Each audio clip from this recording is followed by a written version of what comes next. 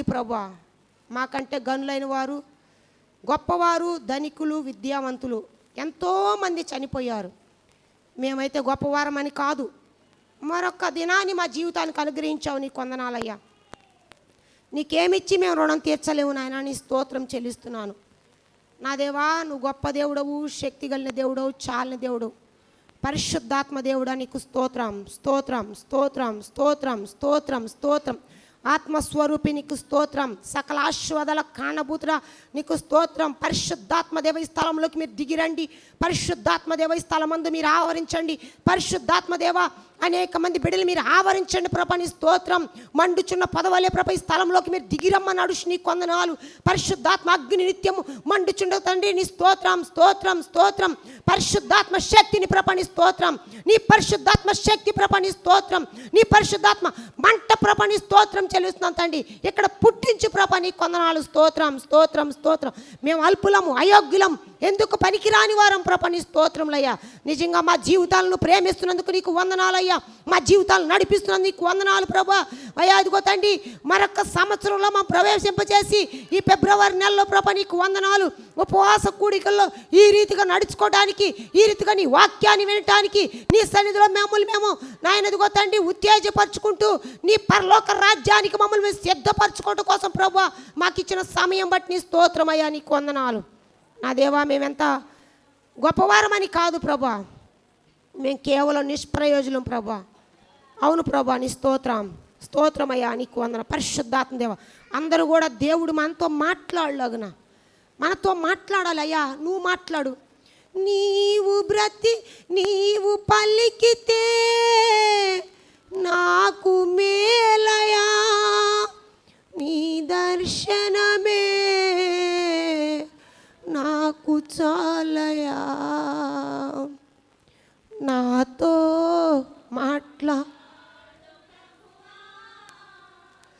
నీవే మాట్లాడుమయ్యా. అవునయ్యా నాతో మాట్లాడు ప్రభువా. నీవే మాట్లాడుమయ్యా. నీవు పలికితే నాకు మేలయా, నీవు పలికితే నాకు మేలయా. నీ దర్శనమే నాకు చాలయా, నీ దర్శనమే నాకు చాలయా.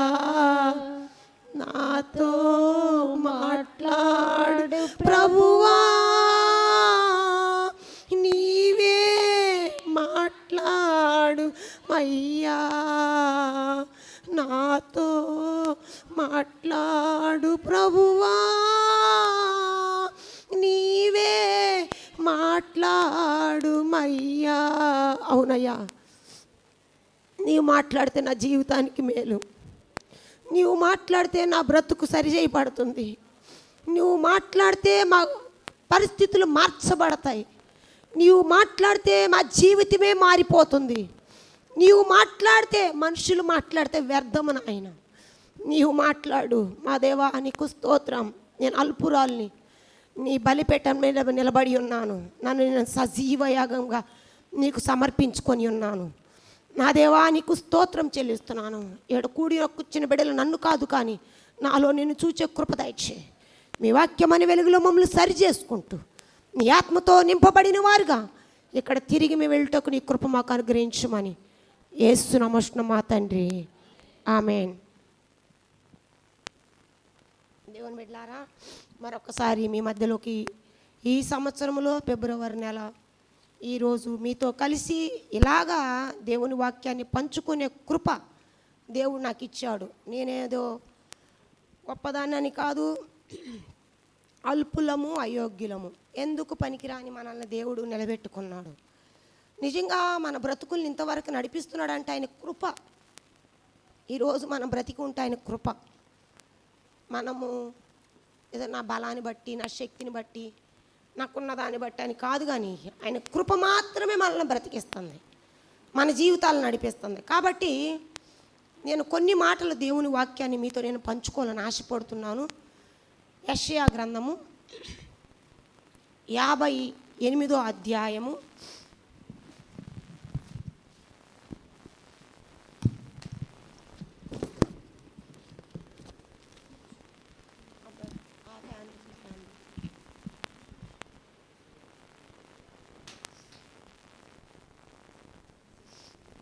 58వ అధ్యాయము.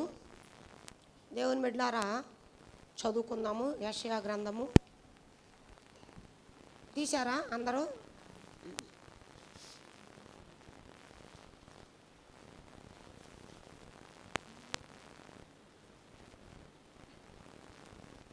ఏడో వచనం నుంచి కొన్ని మాటలు చదువుకుందాం. నీ ఆహారము ఆకలిగొన్న వారికి పెట్టుటయు, ఆ, నీ రక్త సంబంధికి ముఖము తప్పింపకుండుటయు, ఆ, దిక్కుమాలిన బేదలను నీ ఎంట చేర్చుకొనుటయు, వస్త్రహీనుడు నీకు కనబడినప్పుడు వానికి వస్త్రములు ఇచ్చుటయు, ఇదియే కదా నాకు ఇష్టమైన ఉపవాసము. అలాగా నీవు చేసిన ఎడల నీ వెలుగు వేకువ సుఖవలె ఉదయించును, స్వస్థత నీకు శీఘ్రముగా లభించును, నీ నీతి నీ ముందర నడుచును, యెహోవా మహిమ నీ సైన్యపుడు వెనుకటి భాగమును కావలి కాయును. చాలమ్మ. దేవుని బిడ్డలారా ఇక్కడ వాక్యాన్ని మనం చదువుకున్నాము. ఈ మాటలు ఎవరితో మాట్లాడుతున్నారు? ఎవరితో మాట్లాడుతున్నారు ఈ మాటలు? ఇక్కడ మరొక్కసారి నేను చెబుతా. నీ ఆహారము ఆకలి కొన్ని వారికి పెట్టుటయు, నీ రక్త సంబంధికి నీ ముఖము తప్పింపకుండుటయు, దిక్కుమాలిన బేదలకు నీ ఇంట చేర్చుకొనుటయు, వస్త్రహీనుడు నీకు కనబడినప్పుడు వానికి వస్త్రములు ఇచ్చుటయు, ఇదియే కదా నాకు ఇష్టమైన ఉపవాసము. అలాగున నీవు చేసినట్లా నీ వెలుగు వేకువ చుక్కవలే ఉదయించును, స్వస్థత నీకు శీఘ్రముగా లభించును, నీ నీతి నీ ముందర నడుచును, యెహోవా మహిమ నీ సైన్యమంతటిని భాగమును ఏం చేస్తామా? కావలి కాస్తుంది. దేవుని బిడ్డలారా ఈ వాక్యాన్ని మనం చదువుకున్నాం కదా. ఎవరితో ఈ మాటలు మాట్లాడుతున్నాడు? మనము చాలాసార్లు ఉపవాసం ఉంటాం. ఉపవాసం ఉండి ఇవాళ నేను మీతో ప్రత్యేకంగా ఉపవాసం ఉంటే చాలామంది ఎలా ఉంటారు అంటే, నేను ఉపవాసం ఉన్నాను. నిజంగా నన్ను చూస్తే మీకు ఏమనిపిస్తుంది? ఇవాళ ఉపవాసం ఉన్నాను అనుకుంటున్నానా లేదనుకుంటున్నారా? ఎట్లా ఉన్నాను అనుకుంటారు మీరు? ఎట్లా ఉన్నాను అనుకుంటారు? ఉపవాసం అంటే ఏంటి? దేవుని వాక్యంలో మనం తెలుసుకుందాం. ఎట్లా ఉన్నాను అనుకుంటారు మీరు? నా ఉపవాసం ఎలా ఉంటుందంటే చాలా కఠినంగా ఉంటుంది.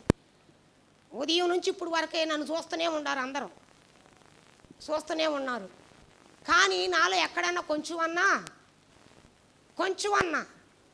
ఏదైనా ఒరిగిపోవటం కానీ, అట్టుంటాం కానీ, ఇట్టుంటాం కానీ, అమ్మో ఇదైపోవటం కానీ అలా ఎప్పుడు కూడా నేను ఎంత యాక్టివ్గా ఉంటానంటే ఉపవాసం ఉంటే అంత యాక్టివ్గా ఉండిపోతాం. ఏమో పొద్దునుంచి ఏం తినకుండా ఉండవా అనొచ్చు. ఇంట్లో పోయి అడగండి ఒకసారి, మీకు చెప్తారు వాళ్ళు. తిన్నానో లేదనేది వాళ్ళు చెప్తారు. అసలుకి ఏమైనా ముట్టుకున్నానో లేదో కూడా వాళ్ళే చెప్తారు. ఎందుకంటే ఉపవాసం అనేది చాలా ప్రాముఖ్యమైంది. అయితే మనము చేసే ఉపవాసం, నీకు ఈ రోజున చాలామంది స్వస్థత కావాలని వచ్చారు, చాలామంది నీ కుటుంబాన్ని దేవుడు కాపాడాలనుకుంటున్నారు, చాలామందికి నీ కుటుంబంలో అద్భుతాలు చేయాలని ఆశపడుతున్నారు, చాలామంది జీవితాల్లో దేవుడు ఒక గొప్ప కార్యాలు చూడాలని చెప్పేసి ఆయన మందిరంలోకి వచ్చి ఈ ఉపవాసాలు ఏదో ఒక తీర్మానంతో నేను విజయాన్ని పొందుకోవాలి ఖచ్చితంగా. నేను దేవుల్లో ఈ 40 దినాల ఉపవాస కూడికల్లో నేను ఒక గొప్ప కార్యాన్ని నేను చూడాలి అని వచ్చారా లేదా? దేవుని స్తోత్రం, హల్లెలూయా. ఒక్కొక్కళ్ళు ఒక్కొక్క తీర్మానంలో, వాళ్ళకి గుండె జబ్బులు కావచ్చు, కాళ్ళ నొప్పులు కావచ్చు, లేకపోతే ఇంట్లో సమస్యలు కావచ్చు, ఎలాంటిదైనా సరే, కుటుంబ పరిస్థితులు కావచ్చు, పిల్లల ఉద్యోగాలు కావచ్చు, ఏదైనా కానీ ఒక విజయాన్ని పొందుకోవాలనుకుంటున్నారు. యేసు ప్రభు కూడా ఆయన ఉపవాసం ఉంది. ఎందుకంటే సాతాను మీద విజయాన్ని పొందుకొని మరణాన్ని జయించి తిరిగి లెగట్టు కొరకు ఆయన ఉపవాసాన్ని, ఎందుకంటే అది భయంకరమైంది కాబట్టి దాన్ని ఆయన తట్టుకోవాలి అంటే, ఆయన అది భరించాలి అంటే చాలా కష్టం దేవుని బిడ్డలారా.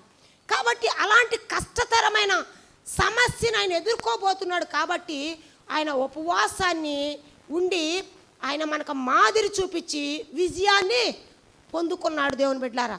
మరి మనము కూడా మనం అనుకుంటాం సాతాను శోధిస్తుంటే ఎక్కడ తట్టుకుంటాం. పొద్దున ఒక ఆంటీ ఫోన్ చేసి అంటుంది నాతో, అమ్మ ఎందుకు నా జీవితం యేసు ప్రభువుని నమ్ముకున్న కాంచి ఇప్పుడు వరకు కూడా తట్టుకొని ఇప్పుడు ఒక్క రోజన్నా నా జీవితంలో నాకు సంతోషంగా గడిపే అవకాశం ఉండదా అమ్మ అంటే, ఆంటీ మిమ్మల్ని దేవుడు మలుచుకుంటున్నాడు, ఇంకా ఇంకా ఇష్టంగా మలుచుకుంటున్నాడు. ఆయన శోధనలో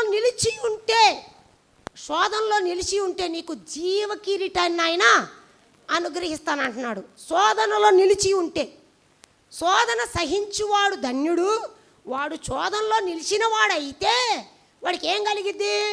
మరి శోధన నిలబడాలా లేదా? శోధన వస్తే నిలబడాలి, జారిపోకూడదు, కృంగిపోకూడదు, నలిగిపోకూడదు, ఏదో అయిపోతుందని చెప్పేసి దేవుణ్ణి విడిచిపెట్టేవారుగా మనము ఉండకూడదు. కానీ శోధన వచ్చిందంటే అమ్మయ్య నాకు శోధన వచ్చింది అంటే ఏంటి? ఒక విజయం నాకు వచ్చినట్లే. అంటే ఈ శోధన వచ్చింది ఎందుకంటే ఏదో దేవుడు నాకు ఇవ్వబోతున్నాడు, ఒక కీడు వెనక ఒక మేలు దేవుడు దాచి ఉంచాడు. అంటే నేను ఏదో పొందుకోబోతున్నా దేవుని దగ్గర నుంచి, నాకేదో దేవుడు ఇవ్వబోతున్నాడు కాబట్టి నాకు ఈ సమస్య వచ్చింది, కాబట్టి నాకు ఈ శోధన వచ్చింది, కాబట్టి నేను నిలబడతాను. నిలబడినట్లయితే ఆయన నాకు జీవ కిరీటాన్ని ఇస్తాడు.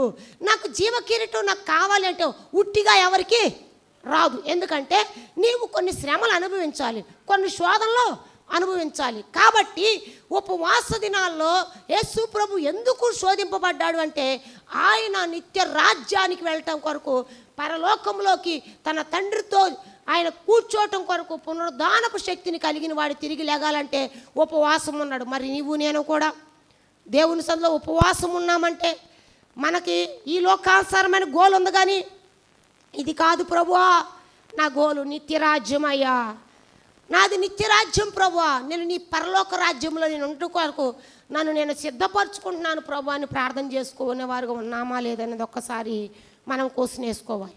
ఇంకొకటి ఇక్కడ మనం చదువుకున్నాం కదా, ఇక్కడ నీ వస్త్రము పేదవారు ఉపవాసం ఉన్నప్పుడు ఏం జరిగిద్దంటే చాలామంది ఏం చేస్తారంటే, నాకు తెలిసిన విధం అయితే ఈరోజు నువ్వు ఉపవాసం ఉన్నావే అనుకో, ఉపవాసం ఉంటే ఏం చేయాలి? నువ్వు గిద్దెడు బియ్యం తింటావా? గిద్దెడు బియ్యం తినవు అనుకో, ఆ బియ్యం ఏం చేయాలి? నువ్వు పక్కన పెట్టాలి. నీకు ఆ రోజు కూర ఖర్చు ఎంత అవుతుంది ఆ డబ్బులు తీసి పక్కన పెట్టు. డబ్బులే కావచ్చు, ఆ కూర నూనె కావచ్చు, ఆ కూరగాయ కావచ్చు, ఏదైనా కావచ్చు, తీసి పక్కన పెట్టాలి. పెట్టి అప్పుడు ఎవరికి ఇవ్వాలి అది? నువ్వు. ఎంతమంది చేశారు ఆ పని? ఎప్పుడైనా చేశారు మీరు? చేశారా? ఇక్కడ ఏమన్నాడు? ఇలా చేస్తే శీఘ్రముగా వెంటనే, ఏమన్నాడు? వెంటనే నీ ఇంట్లో గొప్ప కార్యాన్ని నేను అన్నాడా లేదు ఇక్కడ? అయితే వీళ్ళు ఏమన్నారంటే ఇశ్రాయేలీలు, ఇక్కడ చదువుకుందాం 8వ వచనం చదువుకుందాం ఒకసారి. 8వ వచనం, నీ ఆహారం ఆకలిగొని వారికి పెట్టాయి. ఎన్ని? మూడు చదువుదాం ఒకసారి. మేము ఉపవాసం ఉండగా నీవెందుకు చూడవు? మేము మా ప్రాణములను ఆయాసపరుచుకొనగా మా ప్రాణము ఆయాసపరుచుకొనగా నీవెందుకు లక్ష్య పెట్టవు అని అందరు. మీ ఉపవాస దినమున మీరు వ్యాపారం చేయదు, మీ వ్యాపారం మానరు, మీ పనివారి చేత కఠినమైన పని చేయించుదు, మీరు కలహపడుచు వివాదము చేయుచు అన్యాయంగా గుద్దులాడుచు ఉపవాసం ముందురు. మీ కంఠధ్వని పరమున వినబడినట్లుగా, మీరు ఇప్పుడు ఉపవాసం ఉండరు. అట్టి ఉపవాసం నాకు అనుకూలమా? అదొక ఉపవాసమా? మనుషుడు తన ప్రాణమును బాధపరుచుకోవలసిన దినము అట్టిదేనా? ఒకడు జమ్ము వలె తల వంచుకొని, ఒకడు ఏం చేస్తాడు? ఉపవాసం ఉండి జమ్ములాగా అంటే గడ్డిలాగా తల వంచుకొని అమ్మో నేను ఉపవాసం ఉండ అంటారు. ఇంకా గోనె పట్ట కట్టుకొని బూడిద పరుచుకొని కూర్చుంట ఉపవాసమా? కూర్చుని ఉపవాసమా? అట్టి ఉపవాసం ఇట్టి ఉపవాసం నాకు ఇష్టమా? నాకు ప్రీతికరమైందా? నాకు ఇష్టమైందా? నేను ఇష్టపడుతున్నా ఉపవాసాన్ని. నువ్వేం చేస్తున్నావు? నీ ఉపవాసం ఏంటి అసలుకే? ఏం చేస్తున్నావు నువ్వు అని ఇంకా దేవుని మీద వీళ్ళు ఏం చేస్తున్నారు, నేరారోపణ మోపుతున్నారు. నువ్వు ఎందుకు మా ప్రార్థన ఇంట్లా ఏంటో 40 రోజులు ఉపవాసం ప్రార్థన చేసినా దేవుడు మా ప్రార్థన ఆలకించాల, మా సమస్యలకి జవాబు రాలా. ఎందుకు?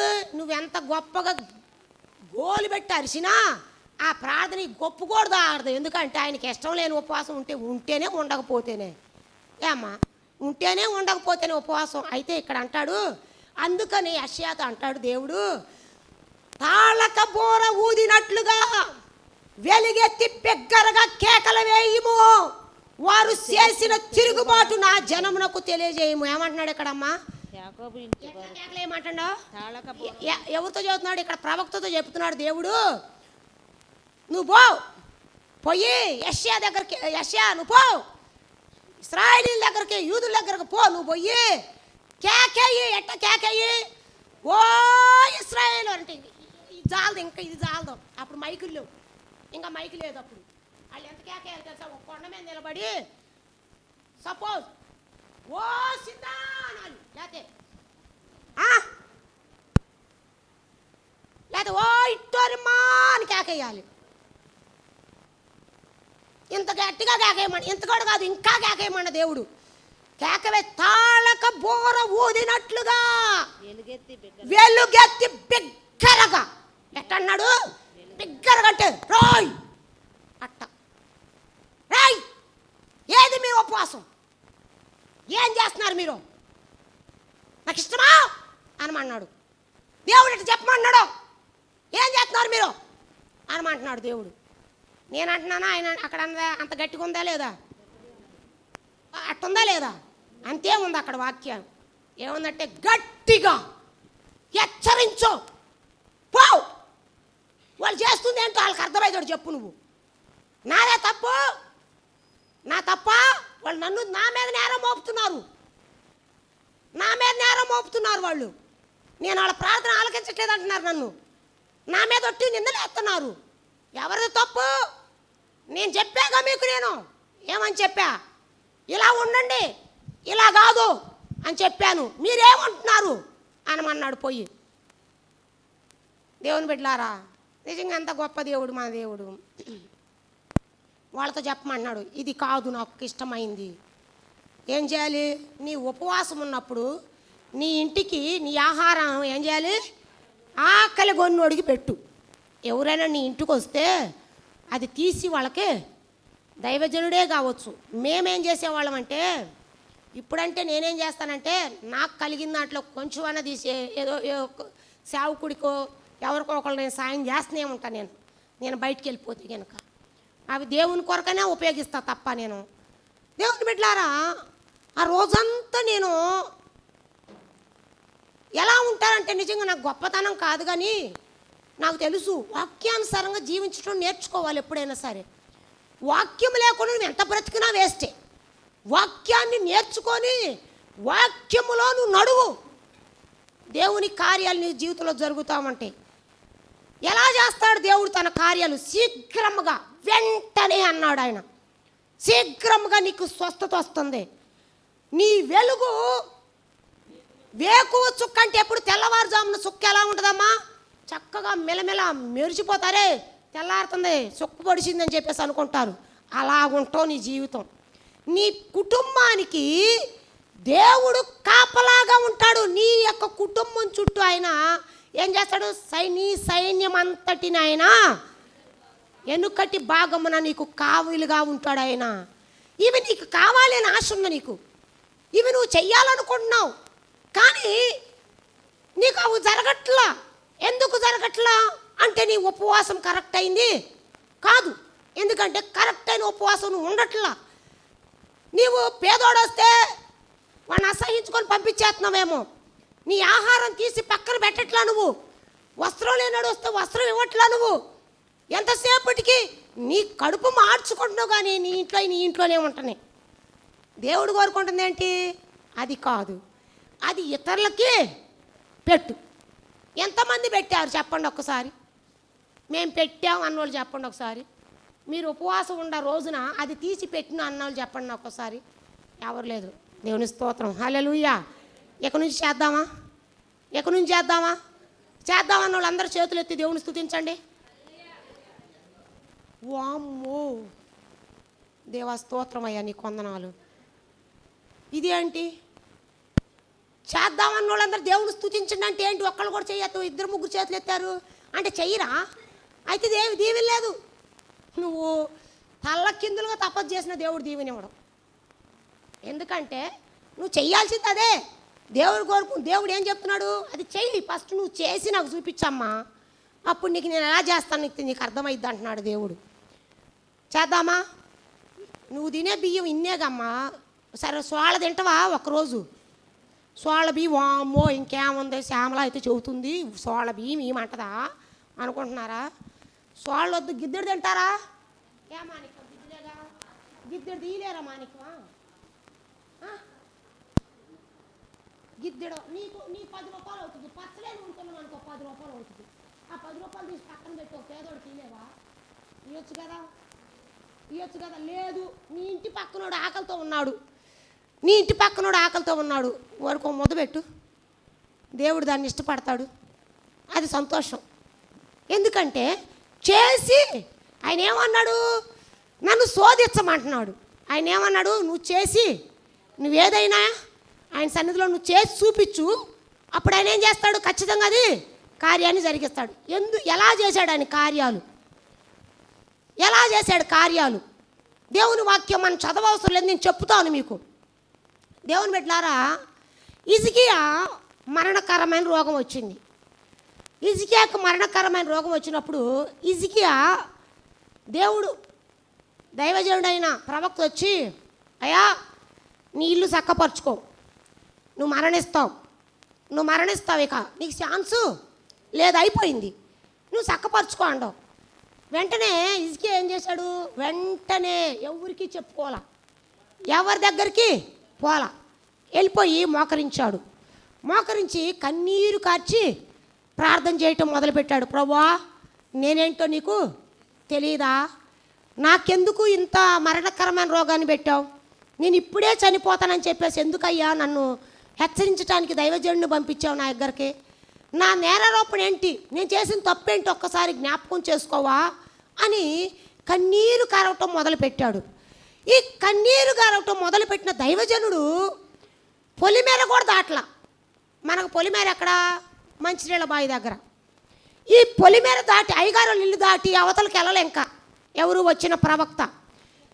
దేవుడు వెంటనే దైవజనుడి దగ్గరకు వచ్చి, నువ్వు వెళ్ళు, హిజ్కియా ప్రార్థన నేను ఆలకించాను, అతడు కన్నీరు కారవటం నేను చూచాను, అతని మనవి నేను విన్నాను, కాబట్టి నువ్వు వెళ్ళిపోయి వెంటనే అతడికి నేను స్వస్థత ఇస్తాను, 15 సంవత్సరాల ఆయుష్ పొడిగిస్తానని చెప్పమన్నాడు.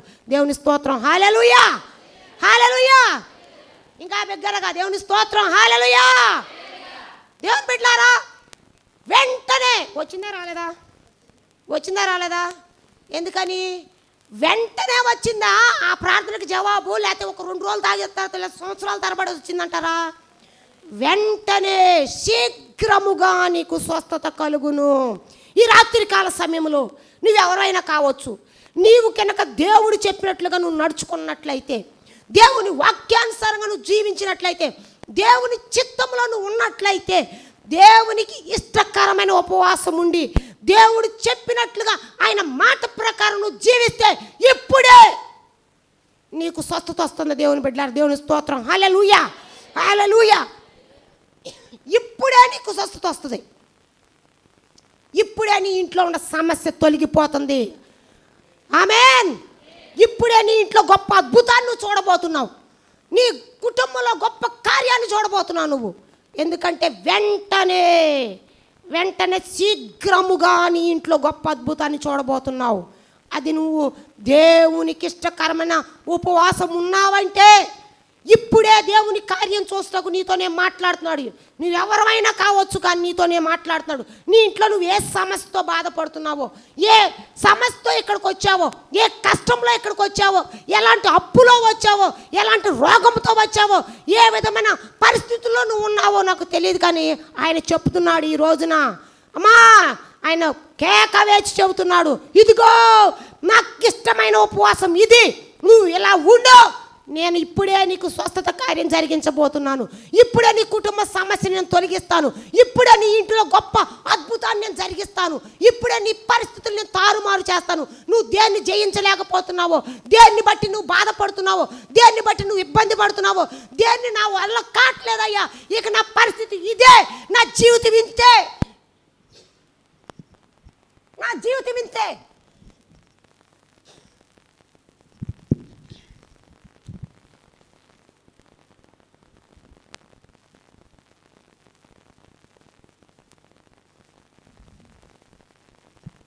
అని ఎవరైనా అనుకుంటున్నారేమో. ఆయన అంటున్నాడు, నేను విజయాన్ని ఇస్తాను మీకు, నేను జయించిన వాడను, మీరును జయిస్తారు. ఈ 40 రోజుల్లో నేను నీకు విజయాన్ని ఇస్తాను. నేను పునరుద్ధానపు శక్తి కలిగిన వాడని, నేను పునరుద్ధానపు శక్తి కలిగిన వాడని, నేను తిరిగి లేచిన వాడని, నేను అద్భుత కార్యాన్ని నేను చేస్తాను. నువ్వు నమ్మితే నీ కుటుంబంలో గొప్ప కార్యాన్ని చూస్తావు. అయితే నువ్వు చెయ్యి, దేవా నీకు వందనాలు, నిజంగా నేను ఒక కార్యం చూడాలని దగ్గరకు వచ్చాను ప్రభువా, నిజంగా నేను ఒక మేలు పొందుకోవాలని నీ సన్నిధిలోకి నేను వచ్చాను ప్రభువా, నేను తిరిగి మేలుతో తిరిగి వెళ్ళాలి ప్రభువా, నువ్వు నాకు సహాయం చేయి, నీవు నాకు సహాయం చేయని చెప్పేసి హిజ్కియాలాగా నిజంగా నువ్వు ప్రార్థన చేయి. కన్నీటి ప్రార్థన చేయి. ఏదో పెదవులతో ప్రార్థన వద్దమ్మా, ఏదో నామకార్థమైన ఉపవాసం వద్దు, దేవునికి ఆయాస్కరమైన ఉపవాసము అస్సలకేమీ వద్దు. దేవుడు ఇష్టపడుతున్న ఉపవాసాన్ని ఉండు, దేవునికి అంగీకారమైన ఉపవాసాన్ని ఉండు. దేవునికి ఇష్టకరంగా నువ్వు ఉన్నట్లయితే ఇప్పుడే నీ జీవితంలో గొప్ప కార్యం జరిగిస్తాడు. దేవుని స్తోత్రం, హల్లెలూయా. ఇప్పుడే నీ జీవితంలో అద్భుతాన్ని జరిగించబోతున్నాడు దేవుడు. ఇప్పుడే గొప్ప అద్భుతాన్ని నీ కుటుంబంలో, నీ జీవితంలో నీకు స్వస్థత శీఘ్రంగా కలుగుతుంది. ఇప్పుడే దేవుని కార్యాన్ని ఇప్పుడు చూడబోతున్నావు. నువ్వు నిజంగా ఇక్కడి నుంచి తిరిగి వెళ్తున్నావు. ఎవరైనా సరే మీరు తప్పకుండా స్వస్థత పొందుకొని ఇక్కడికి వెళ్తారు. నిజంగా నువ్వు దేవునికి హృదయానుసారంగా నువ్వు దేవుని దగ్గరకు వచ్చినట్లయితే ఆయన కార్యం చేస్తానని వాగ్దానం చేస్తున్నాడు. ఈ రాత్రికాల సమయంలో వాగ్దానం చేస్తున్నాడు. హిజ్కియా లాంటి ప్రార్థనా జీవితం కలిగి ఉండండి దేవుని బిడ్డలారా. హిజ్కియా లాగా ప్రార్థన చేయండి. శీఘ్రముగా నీకు స్వస్థత కలుగుతుంది. మరొక విషయాన్ని చదువుకుందాం. చదవాల్సిన అవసరం లేదు, మీకు నేను చెప్తాను వాక్యాన్ని. మనకు తెలుసు నినివే పట్టణం, నినివే పట్టణ ప్రజలు దేవునికి ఆయాస్కరమైన బ్రతుకులు బ్రతుకుతున్నారు. ఆయాస్కరమైన బ్రతుకులు అంటే ఏంటి? ఇష్టం లేని బ్రతుకు అంటే వారు ఇష్టకరమైన జీవితం, లగ్జరీ బ్రతుకు, పాపపు బ్రతుకు, దేవునికి ఆయాస్కరమైన బ్రతుకు బ్రతుకుతున్నారు వాళ్ళు. దేవునికి కోపం వచ్చి నినివే పట్టణ ప్రజల్ని అగ్నితో కాల్చేయాలనుకున్నాడు దేవుడు. దేంతోనమ్మా? అగ్నితో కాల్చివేయాలనుకున్నాడు దేవుడు. అగ్ని దింపి ఆ యొక్క నినివే పట్టణ ప్రజలను మొత్తాన్ని కూడా కాల్చివేయాలని చెప్పేసి దేవుడు, యోనా నువ్వు పో, వాళ్ళ జీవితాలు ఎప్పుడైనా మార్చుకుంటారేమో, ఒక్కసారి నువ్వు హెచ్చరించు, ఒక్కసారి వెళ్ళి వాళ్ళని హెచ్చరించి ఇప్పుడైనాను మారు మనసు పొంది తగిన రీతిగా ఇప్పుడే గొడ్డలి చెట్టు వేరున పెట్టబడిందని చెప్పబడుతుంది దేవుని వాక్యం. ఇప్పుడైనా వాళ్ళు మార్చుకుంటారేమో వాళ్ళ బ్రతుకు, ఇప్పుడైనా సరి చేసుకుంటారేమో జీవితాన్ని, ఇప్పుడైనా చేసే పాప బ్రతుకు మానుకుంటారేమోనని, ఇప్పుడైనా వాళ్ళు చేస్తున్నంత కూడా విడిచిపెడతారేమో అని చెప్పేసి దేవుడు వెళ్ళు యోనా అని చెప్పేసి చెప్పినప్పుడు యోనా ఏమనుకున్నాడంటే, ఈ ప్రజలు చెప్పినా వినరు, వీళ్ళకి గర్వం ఎక్కువ, వీళ్ళకి పొగరు ఎక్కువ, అహంకారం ఎక్కువ, వాళ్ళు మూర్ఖులు. ఏమనుకున్నాడు? మూర్ఖులు. ఎంత చెప్పినా వాళ్ళు అంతే, ఈ చెవితో వింటారు, ఈ చెవితో వదిలేస్తారు. ఎవళ్ళ కాళ్ళే నువ్వు చెప్పుకుంటా పో, నేను వినుకుంటా పోతా. ఎన్ని వాక్యాలు విన్నా కొంతమంది అంతే, ఎంత వాక్యం హెచ్చరించినా వాళ్ళ బ్రతుకు మారట్లా. దేవుడు అన్నాడు, నేను అగ్నితో కాల్చివేయాలనుకుంటున్నాను అన్నాడు. నేను అగ్నితో కాల్చివేయాలనుకుంటున్నప్పుడు యోనా నినివే పట్టణానికి వెళ్లకుండా తార్షిష్కు ఓడలో ప్రయాణం అయ్యి వెళ్ళిపోతున్నాడు. దేవుడు గాలిని పంపించాడు. దేవుడు సముద్రం మీద గాలిని పంపించినప్పుడు భయంకరమైన గాలి తుఫాను మొదలైనప్పుడు దానిలో చాలామంది వర్తకులు, చాలా వ్యాపారస్తులు, వాళ్ళకు అంత బంగారం అమ్ముకుని వస్త్రాలు అమ్ముకునే వాళ్ళు, అనేక రకాల వ్యాపారస్తులు అందరూ కూడా దాంట్లో ఉన్నారు. వాళ్ళందరూ ఆయా ప్రాంతాలకు వెళ్ళి అవన్నీ అమ్ముకోవటానికి పోతూ ఉండేవాళ్ళు అనమాట. ఏం జరిగింది? యోనా ఏమో నిద్రపోతున్నాడు, ఈ తుఫాన్ ఏమో మొదలయ్యింది. దేవుని బిడ్డలారా, ఎప్పుడైతే మొదలయ్యిందో ఈ ప్రజలకు భయం వేసిపోతుంది. ఇంకేముంది, మనం చనిపోతాము, ఇంకేముంది, మన బ్రతుకు అయిపోయింది, ఇంతటితో ఈ ఓడ మునిగిపోద్ది, మనం కూడా చనిపోతాం. మీకు ఇష్టమైన దేవుడికి మీరు పూజలు చేసుకోండి, ప్రార్థనలు చేసుకుంటారా బాబు అని ఎవళ్ళు కాళ్ళు మొక్కుకుంటూ వస్తూ ఉన్నారు దేవుని బిడ్డలారా. కానీ యోనా మాత్రం నిద్రపోతూ ఉన్నాడు. దేవుని బిడ్డలారా, యోనా నిద్రపోతున్నప్పుడు వీళ్ళందరూ కలిసి అక్కడ దేవుని సన్నిధిలో వాళ్ళందరూ యోనాను చూసి ఏం చేస్తున్నారు, నిజంగా ఇవన్నీ ఎవరి వల్ల జరుగుతుంది, మనకి ఎందుకు ఇలా జరుగుతుందని చెప్పేసి వాళ్ళు సీట్లు వేసుకున్నప్పుడు యోనా మీద వచ్చినప్పుడు యోనాను లేపి, ఓరి నిద్రపోతా, ఎంతకాలం నిద్రపోతావు? కొంతమంది నిద్రకే పుడతారు, వచ్చిన కాంచి నిద్రపోతారు. పాపం వాళ్ళని ఏం అనలేములే మనం, ఎందుకంటే వాళ్ళ జీవితాలు అంతే. ఎందుకంటే కొంతమందికి నిద్ర అంట చర్చిలోనే వచ్చిద్దంట, కొద్దిమంది ఇళ్ళకాడ నిద్ర రాదు, ఎందుకంటే మనశ్శాంతి లేక ఇంట్లోకి వెళ్ళి కూర్చున్నా కాంచి మనశ్శాంతి కరువైపోయి ఏం చేస్తాం, నిద్ర పట్టగా గుళ్ళోనన్నా నిద్రపోదాంలని వస్తారంట కొద్దిమంది. ఎక్కడ చూసుకుంటారు, గోడ చూసుకొని గోడ కానుకొని నువ్వు చెప్పుకో అని చెప్పేసి ముసిగేస్తారు. ఇక అమ్మ మరే ఒక జోకు ఏంటంటే, ఒక ఆమె నేను చర్చిలో వాక్యం చదువుతున్నా, ముసుగేసి ఇట్ట అంటుంది. నేను అన్నాను, ఆంటీ లేపు అన్నా నేను.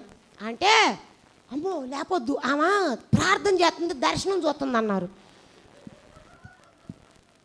ప్రార్థన చేస్తుంది, దర్శనం చూస్తుందంట. నేనన్నా, పాటలు పాడేటప్పుడు పాటలు పాడు, వాక్యం చెప్పేటప్పుడు వాక్యం విను, ఆరాధన చేసినప్పుడు ఆరాధన చేయి, ప్రార్థన చేసేటప్పుడు దేవుడు మాట్లాడుతుంటే ఆ దర్శనం చూడటం ఏంటి, ఆమె ఏ పరిస్థితులు ఉందో చూడు ఒకసారి అన్నా నేను. ఇట్ట అంది, ఆమె దర్శనం చూస్తుందని నిద్రపోతుందా అని అడిగా నేను. అలా చెయ్యబాకండి అన్న. అంటే నీకు నిద్ర వస్తే బయటికి పోయి కడుక్కొచ్చుకోపో, వాక్యము దేవుడు మనతో మాట్లాడుతున్నాడు. పరిశుద్ధ గ్రంథంలోంచి దేవుడు వాక్యము ద్వారా మనతో మాట్లాడుతున్నప్పుడు దర్శనం ఎందుకు అబద్ధం చేస్తూ, నాకు నిద్ర వచ్చిందిలే అమ్మ పడుకున్నానని చెప్పు, తప్పే ఉంది దీంట్లో. మందిరంలో కూర్చొని కూడా అబద్ధం ఆడుతున్నారు. ఎంత గనురాలో నిజంగా చెప్పాలంటే, మందిరంలో కూర్చొని దర్శనం చూస్తున్నానని చెప్పింది నాకు ఆమె. వామ్మో అనుకున్నా నేను. నిజంగా బయటకు వచ్చాక, ఆంటీ ఎప్పుడు దయచేసి అట్లా చేయబాకండి, దండం పెడతానంటే, ఎందుకంటే నువ్వు నిద్రపోతుంది నేను చూస్తున్న గంట, నేను ఆరాధన చేయటం మొదలుపెట్టిన కాంచి కూర్చొని వాళ్ళ మభ్య పెట్టవచ్చు, పాప వాళ్ళు పిచ్చోళ్ళు మభ్య పెట్టవచ్చు వాళ్ళని. నువ్వు నన్నెట్ట మభ్య పెడతావు? గనులు కళ్ళు తెరుచుకొని కూడా నిద్రపోయేళ్ళు ఉంటారు, మనకే చూస్తున్నట్టు ఉంటారు, ఎక్కడో ఉంటుంది వాళ్ళ పేణం అంతా, కళ్ళు తెరుచుకొని ఇటు చూస్తూ ఉంటారు, వాక్యం విన్నట్టే ఉంటారు. అమ్మ ఎంత బాగా వింటుందో వాక్యం అనుకుంటాం మేము, కానీ ఏమి ఎక్కదు బుర్రకి, చెవులోకి ఒక్క మాట వెళితే ఒట్టు, ఎందుకంటే ఇంటనే ఉన్నట్టు నటిస్తారు కానీ ఏమీ వినరు దేవుని బిడ్డలారా. ఇనువారు మాత్రమై ఉండి మిమ్మల్ని మీరు మోసం చేసుకోబాకండి దయచేసి. విని దాని వాక్యాన్ని మీ జీవితంలో నెమరు వేసుకొని బ్రతకండి. దేవుని యొక్క చిత్తానికి మీ జీవితాలను అప్పగించుకోండి. శీఘ్రముగా మీ జీవితంలో గొప్ప అద్భుతాలు దేవుడు ఈ 40 దినాల కూడికల్లో ఈరోజు చెప్పిన ఈ మాటల ద్వారా దేవుడు గొప్ప విజయాన్ని మీ కుటుంబాల్లో ఇస్తాడనే గ్యారంటీ ఇస్తాను దేవుడు బిడ్డలారా. ఒక అద్భుతాన్ని మీ జీవితంలో జరిగిస్తాడు దేవుడు.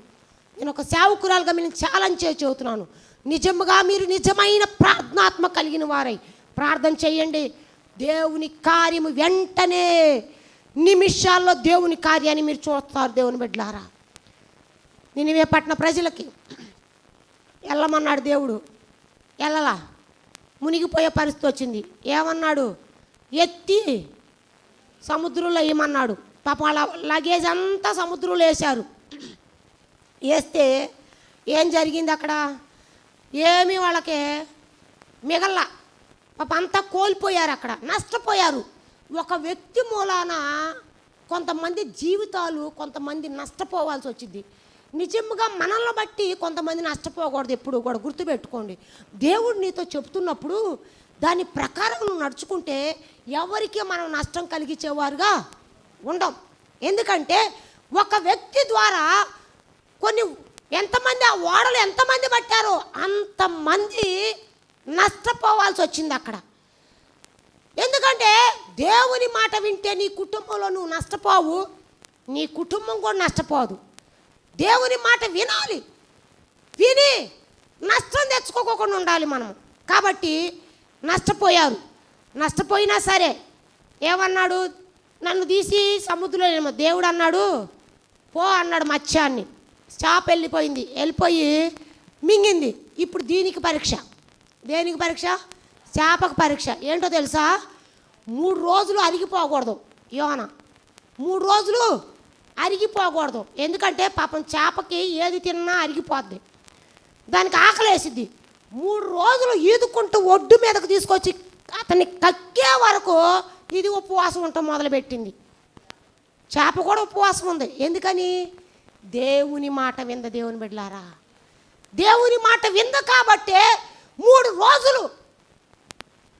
రోజులు కడుపులో పెట్టుకొని చిన్న హాని కూడా జరగకోకుండా దాన్ని తీసుకొచ్చి ఒడ్డుకి 3 రోజుల్లో అతను కరిగిపోకూడదు అంటారా? కరిగిపోవచ్చు. ఎందుకంటే చేప కరిగిపోవాలి. అది పెద్ద పెద్ద చేపలను కూడా తింటుంది. అంత పెద్ద చేప అది, చేపలనే తింటుంది. కాబట్టి అది ఆహారము. 3 రోజులు అది ఉపవాసం ఉండి ఒక చేప దేవుని మాట వింది, ఒక గాలి దేవుని మాట వింది, సముద్రము దేవుని మాట వింది. నువ్వు విన్నావా? నువ్వు వింటున్నావా? దేవుని మాట వింటున్నావా? ఎంతవరకు వింటున్నావో ఒక్కసారి ఆలోచించుకోండి. ఎంత లోబడుతున్నారో ఆలోచించుకోండి. చేప దేవుని మాట వింది, గాలి దేవుని మాట వింది, సముద్రము దేవుని మాట వింది. కానీ మనమైతే దేవుని మాటను వినట్లా, ధిక్కరించేవారుగా దేవుని మీదే గనులు, దేవుని మీదే నేరారోపణ. మా ప్రార్థన వినట్లా, మేము ఉపవాసం ఉన్నా, నెలల తరబడి ఉపవాసం ఉన్న దేవుడు మా ప్రార్థనకు జవాబు ఇవ్వట్లా, మా రోగం పోవట్లా, దేవుని నమ్ముకున్నా, మా సమస్యల పోవట్లా అని చెప్పుకుంటూ ఉంటాము. ఆయన ఎలాంటి ఉపవాసం ఉండమంటున్నారు నిన్ను? దేవుని బిడ్డలారా, ఎప్పుడైతే యోనా నినివే పట్టణం అక్కడ ఆ చేప తీసుకొచ్చి కక్కిందో ఎండ వచ్చింది. అబ్బా విపరీతమైన ఎండ. ఏం చేయాలి అనుకున్నాడు. దేవుడు ఏం చేశాడంటే ఒక స్వరెత్తనని చెప్పాడు, పో మొలువు అన్నాడు. టక మొలిసింది, ధనా బాకింది. కొన్ని నిమిషాల్లో చెట్టు అంతా పాకి యోనాకి నీడనిచ్చింది. దేవుని బిడ్డలారా, ఇప్పుడు ఏమిందో దేవుని మాట? సొర చెట్టు కూడా చెట్టు కాదు, ఎందే ఫస్ట్ ఇత్తనం దేవుని మాట వింది. అంటే ఇత్తనానికి కూడా జీవం ఉంది. దేవుని బిడ్డలారా, ఇత్తనములో కూడా జీవం ఉంది.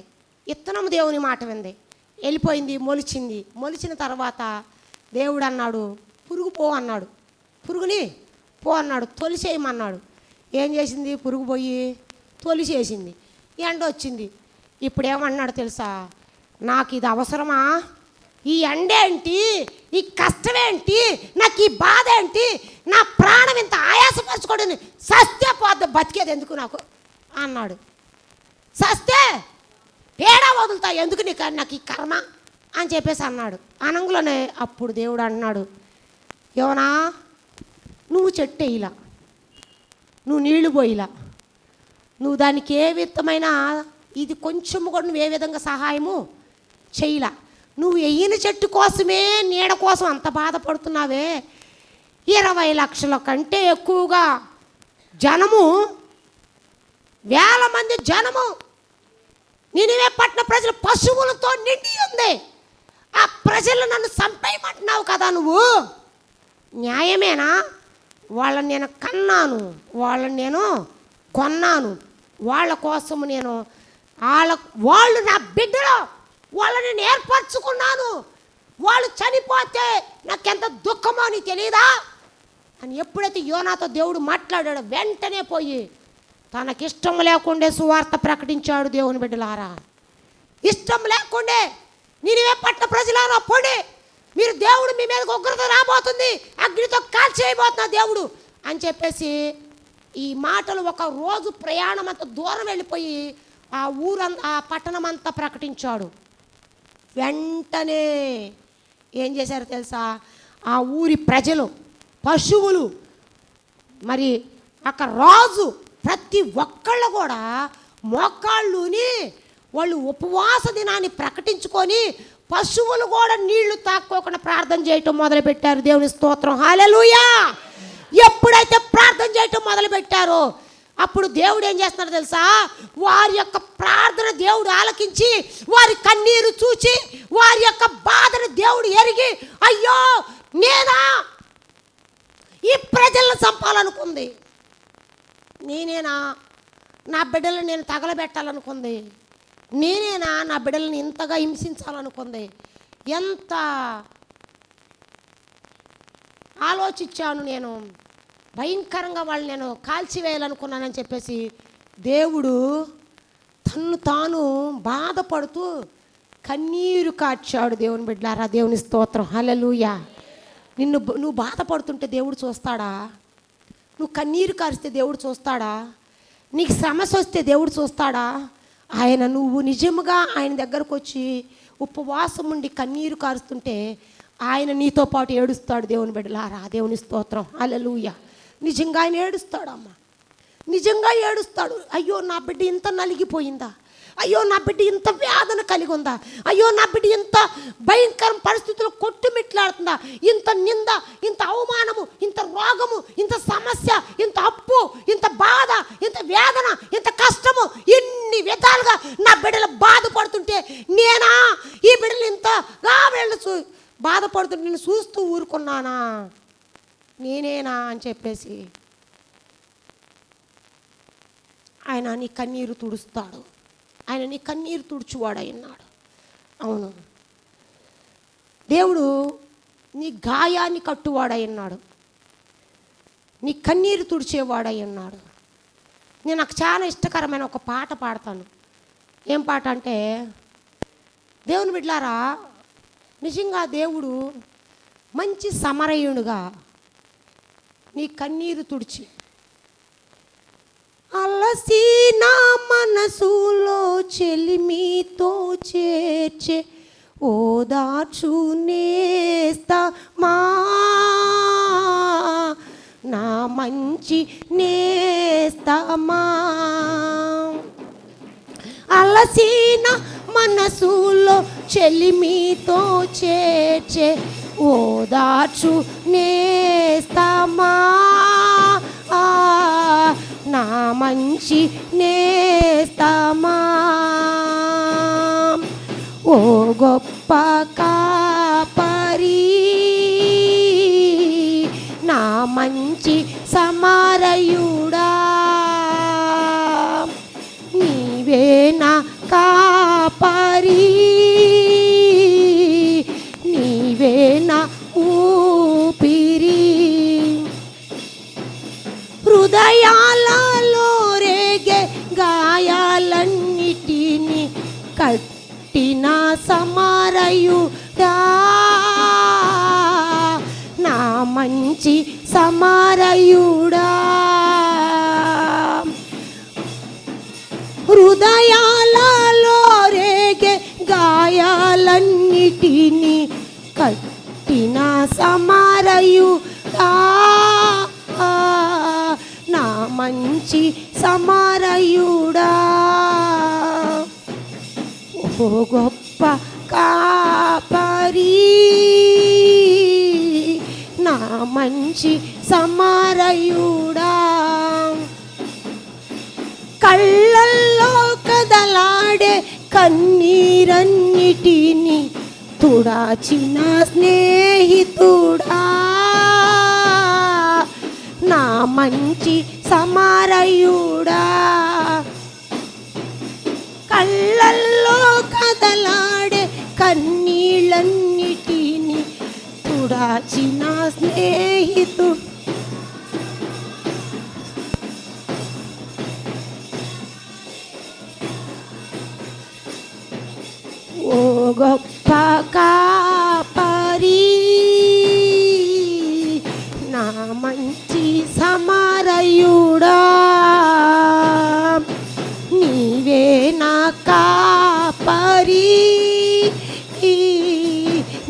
నీవే నా ఊపిరి.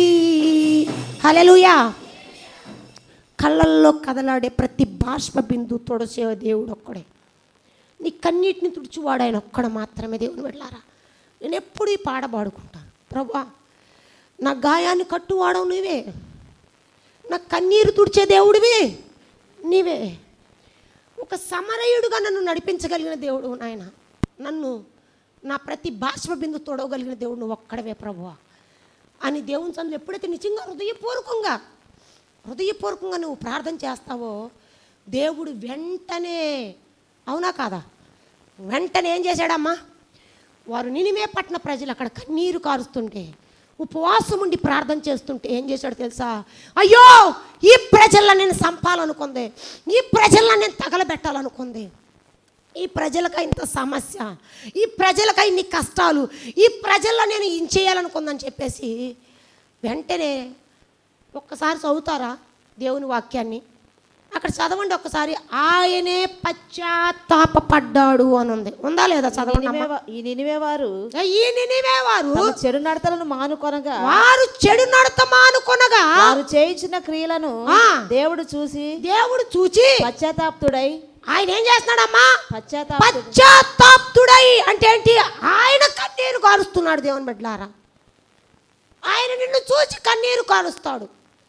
ఆయన నిన్ను చూచి నీ జీవితాన్ని నిలబెడతాడు. ఆయన నీ సమస్య నుంచి విడిపిస్తాడు. ఆయన నీ కష్టం నుంచి విడిపిస్తాడు. ఆయన నీ కన్నీరు తుడుచువాడు ఆయనే. దేవుని స్తోత్రం, హల్లెలూయా. నీ కన్నీరు తుడుస్తాడు ఆయన. నిజంగా నీ కన్నీరు తుడవాలని ఆశపడుతున్నావా? నిజంగా నువ్వు కన్నీరు తుడవాలని ఆశపడుతున్నావా? నీ సమస్య నుంచి బయటపడాలనుకుంటున్నావా? నీవు దేవుడు నిన్ను కాపాడాలనుకుంటున్నావా? నీ కుటుంబాన్ని కాపాడాలనుకుంటున్నావా? నీ సమస్య నుంచి బయటికి రావాలనుకుంటున్నావా? నీ అప్పుల నుంచి బయట రావాలనుకుంటున్నావా? నీ రోగం నుంచి బయట రావాలనుకుంటున్నా? నీకున్న ప్రతి సమస్యలోంచి దేవుడు విడిపించాలనుకుంటున్నా? దేవుడు అంటున్నాడు, ఆయనే పశ్చాత్తాపడుతున్నాడు. దేవుని బిడ్డలారా, ఆయనే పశ్చాత్తాపడుతున్నాడు. ఎంత గొప్ప దేవుడో కదా. మనం చూసి ఎవరో కన్నీరు కారవరు, కానీ నేను దేవునితో ఉండే నా వ్యక్తిగత సంబంధం నాకు తెలుసు. నేను కన్నీరు కార్చాను అంటే నాకు శీఘ్రముగా దేవుడు అక్కడ కార్యం చేస్తాడు. నేను మోకరించి అడిగాను అంటే నిమిషాల్లో దేవుని అద్భుతాన్ని నేను అక్కడ చూస్తాను. నేను వెళ్ళిన ప్రతి స్థలంలో దేవుడు నాకు ఎప్పుడు విజయమే తప్ప అపజయం అనేది నా జీవితంలో ఇంతవరకు నేను చూడలా. ప్రతి విషయంలో నాకు విజయమే. నేను ఎక్కడికి వెళ్ళినా సరే, ప్రతి స్థలంలో నేను ఎక్కడికి వెళ్ళినా దేవుడు నన్ను అంత అద్భుతంగా నన్ను వాడుకుంటున్నాడు. నేను వెళ్ళిన ప్రతి ప్లేస్లో అక్కడ కార్యం చూస్తాను తప్ప వెనక్కి తిరిగి ఛాలెంజ్ చేస్తాను. చిట్టికేసి ఛాలెంజ్ చేసి చెప్తా, నా దేవుడు ఎంత గొప్ప దేవుడు నిరూపించి చూపిస్తానని చెబుతాను నేను వాళ్ళకి.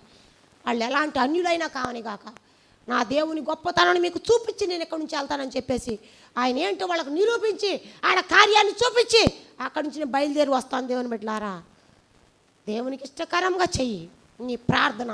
అప్పుడు నీ ప్రార్థనకు ప్రతిఫలం ఉంటుంది. అప్పుడు నీ ప్రార్థన దేవుడు ఆలకిస్తాడు. అప్పుడు నీ ప్రార్థనకు జవాబు దొరుకుతుంది. అప్పుడే నీ ప్రార్థన దేవుడు గొప్ప విజయాన్ని నువ్వు పొందుకుంటావు. దేవుని బిడ్డలారా, అట్టి విజయం నీకు కావాలా? అలాంటి గొప్ప ఆశీర్వాదం నువ్వు పొందుకోవాలనుకుంటున్నావా? శీఘ్రంగా నీకు స్వస్థత కావాలా? నీకు వెంటనే నీ వెలుగు ఇతరులకి ప్రకాశింపజేయాలని ఆశపడుతున్నాడు ఆయన. ఆయనేమో నిన్ను ఉన్నతమైన స్థితిలో మంచి వెలుగుగా నిన్నుంచాలనుకుంటుంటే ఆయన నువ్వేమో ఎక్కడున్నదాన్ని అక్కడే ఉండాలని కోరుకుంటున్నావు. ఆయన కోరుకుంటుంది అది కాదు, నీ వెలుగు వేకువ చుక్కవలే ఉంచాలని ఆశపడతావు. దేవుని స్తోత్రం, హల్లెలూయా. శీఘ్రముగా నీకు స్వస్థత వస్తుంది. అంతేకాదు దేవుని బిడ్డలారా, నీ కుటుంబాన్ని, నీ సైన్యాన్ని ఆయన కాపాడుతానని చెబుతున్నాడు. ఆయన కావలిగా ఉంచుతానంటున్నాడు. కాపరిగా ఉండి నీ కుటుంబం చుట్టూ ఆయన కాపలా ఉంటానంటున్నాడు. దేవుని బిడ్డలారా, అపోస్తలుడైన పౌలు 28వ అధ్యాయంలో మొత్తం మీరు చదవాల్సిన అవసరం నేనే చెప్తాను. టైం లేదు కాబట్టి, ముగించాలి కాబట్టి నేనే చెప్తాను. వాళ్ళు ప్రయాణమై ఓడలో వెళ్తూ ఉన్నారు. ఓడలో వెళ్తున్నప్పుడు దేవుడు పౌలుతో ఆల్రెడీ ఏం చెప్పాడంటే, పౌలా నువ్వు వెళ్ళవలసిన ప్రాంతానికి నేను నిన్ను తీసుకెళ్తాను అని పౌలుతో దేవుడు చెప్పాడు. చెప్పినప్పుడు ఏం జరిగిందంటే, పౌలు ఏం చేశాడంటే అక్కడ ప్రయాణం అయ్యి వెళ్తూ ఉంది. సముద్రంలోకి వెళ్ళిన తర్వాత అక్కడ పెద్ద తుఫాను రేగింది. తుఫాను రేగినప్పుడు ఏం జరిగిందంటే దేవుని బిడ్డలారా, తుఫాను రేగటం వల్ల ఒక సమస్య ఎదురైంది. మొత్తం వాళ్ళ సామాన్ అంతా కూడా సేమ్ సిచ్యువేషన్, మొత్తం సముద్రంలో పడేశారు వాళ్ళు. పౌలు అన్నాడు, మనం ఇక్కడి నుంచి వెనక్కి తిరుగుదాము, ముందుకు వెళ్ళే కొద్దిగా సమస్య మనకి ఎక్కువ అవుతుంది, కాబట్టి ఇంతటితో మనం ఇక్కడ ఆగిపోయి ఇక్కడ లంగరేసుకొని నిలబడదాము, లేదంటే వెనక్కి తిరిగి వెళదాము అని చెప్పాడు పౌలు. చెప్పినప్పుడు వీళ్ళు ఏమన్నారంటే, నువ్వేమైనా గొప్ప నాయకుడివా, వాడ నాయకుడి కంటే ఎక్కువ తెలుసా నీకు, నువ్వు చెబితే మేము వినాలా, నువ్వు పెద్ద పుడింగివా అని చెప్పి అన్నాను. పౌలు మెదలకుండా ఉన్నాడు. పౌలు ఏం మాట్లాడకుండా అలాగే ఉన్నాడు పౌలు. అప్పుడు ఏం జరిగింది, వాళ్ళు ముందుకెళ్ళారు. వెళ్ళే కొద్దిగా తుఫాను ఎక్కువైపోయింది. తుఫాను ఎక్కువయ్యి ఆ ఓడ వేరే దీవికి కొట్టుకుపోయింది. వేరే దీవికి కొట్టుకుపోయాలకి ఏం జరిగింది, అక్కడ పౌలు ప్రార్థన చేసి అన్నాడు, అప్పుడు వాళ్ళు 14 రోజులు ఏమీ తినలా. మన జీవితం ఈ సముద్రంలో స్మాష్ అయిపోద్ది, ఇందులోనే మనము మునిగిపోతాము, చనిపోతాము, ఇంతే మన బ్రతుకు అని చెప్పేసి అనుకుని ఉన్నప్పుడు పౌలు అన్నాడు, అయ్యలారా, నా దేవుడు గొప్ప దేవుడు, నా దేవుడు నాకు చెప్పాడు, నేను వెళ్ళవలసిన ప్రాంతానికి నేను వెళ్తాను, ఖచ్చితంగా నన్ను ఆయన నడిపిస్తానని చెప్పాడు, కాబట్టి నేను వెళ్తాను, మీరు కూడా నాతో పాటు బ్రతికి ఉంటారు, మీరేం భయపడాల్సిన అవసరం లేదని చెప్పేసి వారికి అక్కడ కొంచెం ఆహారం పెట్టి వారిని తీసుకొని అక్కడ ఒక దీవిలో ఉన్నారు. ఆ దీవిలో కొద్దిమంది వాళ్ళని చేర్చుకున్నారు. అక్కడ కొంచెం పుల్లలు ఏరుకొని చలిమంట కాసుకుంటుండగా పౌలు కూడా ఏం చేశాడంటే కొన్ని పుల్లలు ఏరి మోపు తీసుకొని ఆ మోపు తీసుకొచ్చి దాంట్లో వేశాడు, ఎందులో నిప్పుల్లో. ఈ లోపు ఏమైందంటే పౌలు చెయ్యి పాము పట్టుకుంది, పాము కరిచింది. పాము చెయ్యి ఏలు పట్టుకున్నాక ఏం చేశాడంటే పౌలు దాన్ని పట్టుకొని ఇట్లా ఇదిలిచ్చి ఎందులో వేశాడు, నిప్పుల్లో వేశాడు. వీళ్ళు ఏమనుకున్నారంటే, చూసావా ఇతన్ని బట్టి ఇదంతా వచ్చింది, అందుకే ఓడలో తప్పించుకున్నాడు కానీ పాము ద్వారా మాత్రం తప్పించుకోలేకపోయాడు, చూసావా శిక్ష భలే వచ్చింది ఆయనకి అని చెప్పేసి అనుకుంటూ ఉండగా పౌలు ఏం చేశాడంటే ఏం మాట్లాడాల. వాళ్ళు అంటున్నారు, ఈయనకి అర్థమైపోతుంది, ఏం చేస్తున్నాడంటే ఇతనికి ఒళ్ళు ఆపోతుందా చచ్చిపోతాడా, ఒళ్ళు ఆపొచ్చిద్దా చనిపోతాడా అని ఆయనకి వెళ్ళి చూస్తూ ఉన్నారు. చూస్తుండగా పౌలుకి ఒళ్ళు వాపు రాలా, అతను చనిపోగా అప్పుడు అన్నారు, చూసివా మనుషులు ఎలాంటి వాళ్ళు అంటే అందితే జుట్టు అందపోతే కాళ్ళు, నాలుకెటు ఉంటే అడు తిరిగిద్ది. ఇప్పుడు దాకా ఏమన్నారంటే ఇతని వల్ల అక్కడ తప్పించుకుని ఇక్కడ తప్పించుకోవాలి, ఇక్కడ పాము గరిచింది అన్నారు. ఇప్పుడేం చేస్తున్నారు, సస్తాడా ఒళ్ళు ఆసిద్దా అని చూస్తూ ఉన్నారు.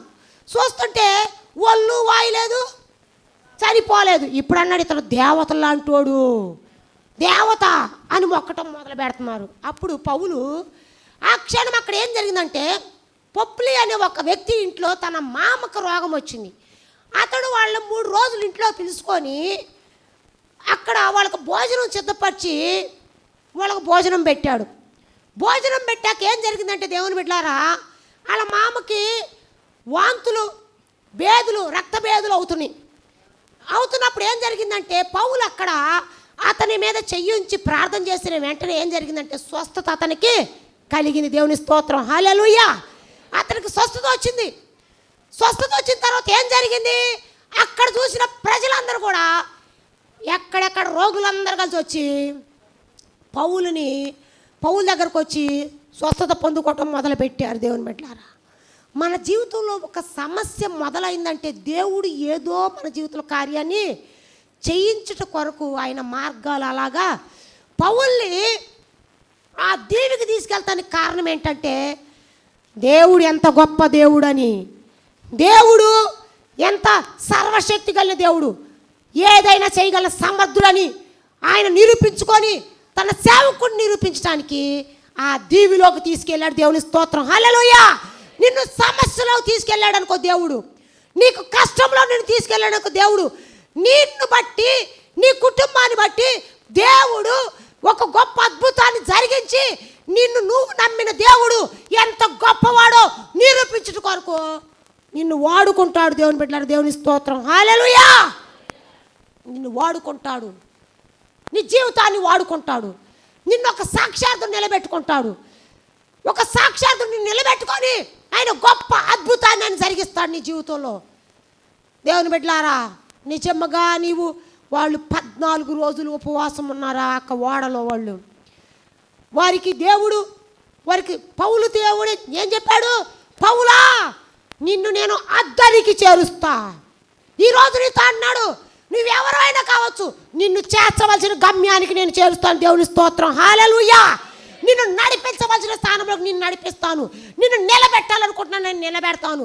నిన్ను గొప్పగా దీవించాలనుకుంటున్నాను, నేను దీవిస్తాను. అది ఎవడో ఆటంకపరచలేడు, ఎవడికి కూడా తరమో కాదు. యెహోవా కార్యం చేయగా ఎలుతీవాడు ఎవడో లేడు. దేవుని బిడ్డలారా, ఆయన మాత్రమే కార్యం చేయగల దేవుడై ఉన్నాడు. ఆయన మాత్రమే అద్భుతం చేయగలిగిన దేవుడై ఉన్నాడు. తన బిడ్డలకి ఆయన ఒక కార్యం చేయటం కొరకు ఒక కష్టతరమైన పరిస్థితిలోకి తీసుకెళ్తాడు. ఆయన ఒక సమస్యలోకి తీసుకెళ్తాడు. ఆయన ఒక భయంకరమైన పరిస్థితులను నువ్వు అనుభవించేలా చేస్తాడు. కానీ కృంగిపోవద్దు, నలిగిపోవద్దు, బాధపడొద్దు, ధైర్యముగా ఉండు. పౌలులాగా ధైర్యంగా ఉండు. నీకు ఏదైనా సమస్య వచ్చిందా, ఏదైనా రోగం వచ్చిందా, ఏదైనా కష్టంలో నువ్వు ఉన్నావా, ధైర్యంగా నిలబడు. ధైర్యంగా నిలబడినట్లయితే పౌలు నిలబెట్టిన దేవుడు నిన్ను నిలబెడతాడు. దేవుని స్తోత్రం. హల్లెలూయా. పౌలు నిలబెట్టిన దేవుడు నిన్ను నిలబెడతాడు. పౌలు ద్వారా సాక్ష్యం చెప్పించుకున్న దేవుడు నిన్ను ద్వారా కూడా దేవుడు సాక్ష్యాన్ని చెప్పించుకున్న పౌలు ద్వారా కార్యాలు చేసిన దేవుడు నీ ద్వారా కూడా కార్యాలు చేస్తాడు. ఆయన ఎందుకు నిన్ను అలా నడిపిస్తున్నాడంటే ఆయన నీ ద్వారా ఏదో చేయబోతున్నాడు. ఆయన నీ జీవితం ద్వారా ఏదో గొప్ప కార్యాన్ని చేసి నిలబెట్టబోతున్నాడు. దేవుని బిడ్డలారా, అట్టి కార్యం నీకు కావాలి అనుకుంటే, అట్టి కార్యం నీ జీవితంలో జరగాలి అనుకుంటే, దేవుడు అద్భుతాలు ఆశ్చర్యకార్యాలు జరగాలి అనుకుంటే, నీకు శీఘ్రముగా స్వస్థత నీకు కావాలి అనుకుంటే, ఈ రాత్రికాల సమయంలో నాకు ఇక్కడ సిగ్నల్ ఇచ్చేశారు. దేవుని బిడ్డలారా, దేవుని వాక్యము ద్వారా దేవుడు మనతో మాట్లాడుతున్నాడు. నిద్ర వస్తుందా? ఇంకొక చిన్న మాట చెప్పి నేను ముగిచ్చేస్తాను. అందుకే నేను బైబిల్ కూడా తెరవనీయట్లా, టైము మించకూడదని చెప్పేసి. ఎస్తేరు గ్రంథంలోకి వెళ్దాం. మీ అందరికీ తెలుసు, కానీ ఒకటి చెప్తాను. అక్కడ దేవుడు తన బిడ్డలను కాపాడుకోవడం కోసం ఒక అనాథ బిడ్డలు లేపుకున్నాడు. నయమాను అక్కడ ఒక చిన్న పాపను వాడుకున్నాడు దేవుడు. ఇక్కడ నిన్ను వాడుకోవాలనుకున్నాడు దేవుడు. నిజంగా చెప్పాలి అంటే ఇక్కడ ఎస్తేరు గ్రంథంలో కూడా మొద్దుకై ఒక అనాథ బిడ్డను పెంచినప్పుడు దేవుడు ఎలాంటి కార్యం చేశాడు తెలుసా? యూదులు యెహోవా దేవునికి తప్ప దేనికి మొరక్కరు. ఎస్తేరు అక్కడ ఒక నపంసకుడు ఇచ్చిన వస్తువులు పెట్టుకోవటమే తప్ప వేరొక వస్తువు పెట్టుకోవడానికి ఆమె ఇష్టపడలేదు. దేవుడిచ్చిన అందము నాకు చాలు అనుకుంది. ఈ అందముతో నేను బ్రతకాలి అనుకుంది. అలాగే ఉంది కాబట్టి దేవుని దయ ఆమె మీదకి వెళ్ళింది. ఈ యొక్క యూదులు ఒక్క వ్యక్తి మీద కుళ్ళు బుద్ధి పెట్టుకొని, ఒక్క వ్యక్తి మీద కుళ్ళు బుద్ధి, ఎందుకంటే అతనేమో రోజు ఆ గేడి దగ్గర కూతురు కోసం చూస్తూ ఉన్నాడు. రాజేమో ఆమోనేనమ్మా, అతనికి రాజు అధికారం ఇచ్చాడు. ఇస్తే వీడు ఇక్కడెక్కడ తిరుగుతుండు, రోజు నాకు దండం పెట్టట్లేదేంటి అని వీడికి కోపం వచ్చింది. ఏమనుకున్నాడు? నాకు దండం పెట్టట్లా, నాకు వందనాలు చెప్పట్లా, ఎందుకు వీడు చెప్పట్లేదని చెప్పేసి ఈ వ్యక్తి మీద అసూయతో పిలిపించి, నువ్వు నాకు దండం పెడతావా లేదండో, నేను దేవుడికి తప్ప నేను ఎవరికి పెట్టనన్నాడు. నేను దేవుడికి తప్ప నేను ఎవరికి పెట్టనన్నాడు. పెట్టనన్నప్పుడు ఇతనిలో కుళ్ళు పుట్టుకుంది. కుళ్ళు పుట్టుకొని, అంటే యూదులందరూ అలాగే ఉంటారనుకుంటా, కాబట్టి ఈ యూదులందరినీ నేను చంపేయాలి, యూదులందరినీ నేను చంపేయాలని చెప్పేసి ఒక తీర్మానం చేసుకున్నాడు. చూసారా, ఒక్క వ్యక్తి గురించి ప్రజలందరి మీద అసూయ పెట్టుకొని తాకీదు రాసుకొచ్చాడు, ముద్ర వేపించాడు, తీసుకొచ్చి యూదులను చంపడానికి ప్లాన్ వేశాడు. దేవుని బిడ్డలారా, ఎప్పుడైతే ప్లాన్ వేశారో ఎస్తేరు ఒక్కతే ఉపవాసం ఉంది. చాలామంది అంటారు, నాకేం అవసరం ఉపవాసం ఉండి వాళ్ళ కోసం, నాకు అవసరం అంట వాళ్ళ కోసం ఉపవాసం ఉండి ప్రార్థన చేయటం అంటారు చాలామంది.